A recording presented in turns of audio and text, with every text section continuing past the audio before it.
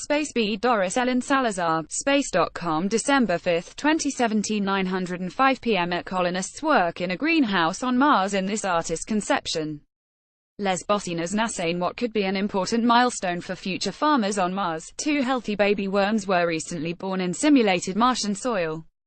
The births took place in an experiment that is helping scientists understand how human settlers might one day grow crops on the red planet.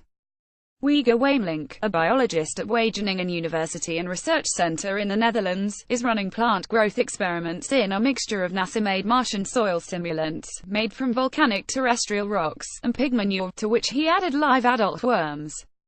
University officials said in a statement that the infant worms are the first offspring of adult worms to be born in a Mars soil simulant, an experiment that resulted in various flowering plants, especially in a Mars soil simulant. The pots were put in water to keep the soil containing the earthworms cool. Wieger Wamelink: Mars is not a naturally habitable environment for life as we know it, so if humans want to live there long-term, red planet settlers will have to establish closed ecosystem models. These are essentially large terrariums where factors like temperature and atmospheric moisture can be controlled. According to the statement, those ecosystems will ideally utilize available waste materials, including human excrement and dead organic matter.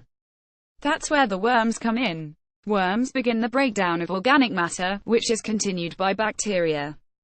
That leads to the release into the soil of such vital plant nutrients as nitrogen, phosphorus and potassium, according to the statement from Wageningen University and Research. Let our news meet your inbox. Illustration of a closed agricultural ecosystem on Mars. Wageningen University and Research Centre. Researchers also found that the holes that worms dig in the soil aerate the mixture and improve the soil's structure, making it easier for water to penetrate the soil and nourish plants. The appearance of baby worms seems to indicate that at least in the short term, the worms are thriving in these closed ecosystems. The goal of the experiment is to find out how well worms break down old waste to produce food for bacteria and plants in the mixture of soil simulant and pig slurry and manure. Various flowering plants were allowed to germinate in several pots of this mix, and adult worms were then added.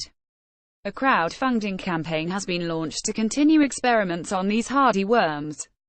Worms for Mars has already raised more than half their funding goal of €10,000, and with the public's help, Wageningen University and Research hopes to continue testing out different crops along with their crawling assistance.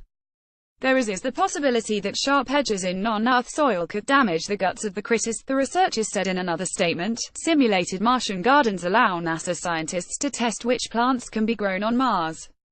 This photo shows the results of a preliminary study on lettuce.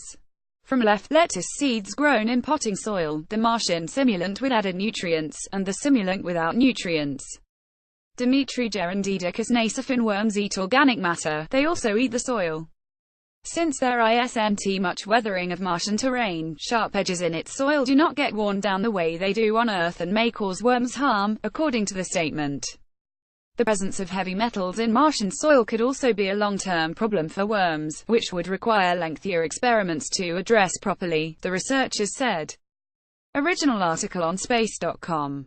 Follow NBC News Mac on Twitter, Facebook, and Instagram. Let our news meet your inbox.